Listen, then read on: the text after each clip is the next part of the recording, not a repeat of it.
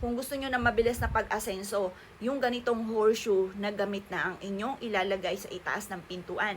'Di ba ito yung pintuan? 'Di ba may pader po diyan? Doon sa pader, ipapako nyo. 'Di ba may mga butas na may ipapako nyo na. Kailangan nakapako para ang swerte natin, nakapako na hindi aalog-alog, hindi laging weather-weather lang ang buhay. Kailangan ipako na natin ang swerte para wala na po yung bawian pa. Sinuswerte ka na lifetime na po yan.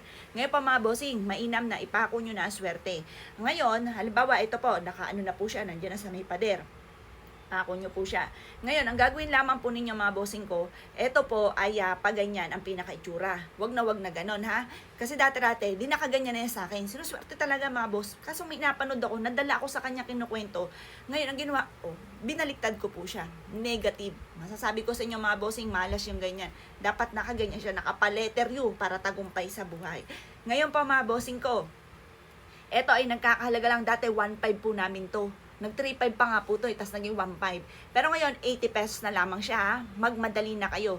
Ito po ay subok na. Kaya kung wala ka pang horseshoe, maglagay ka na ng horseshoe. Or kung may horseshoe ka, damihan nyo na. Kasi ako po mga bossing ko, yung horseshoe ko sa pader, yan po ay 7 piraso. Magkakasunod mga bossing. 80 pesos na lang ito ha mga bossing.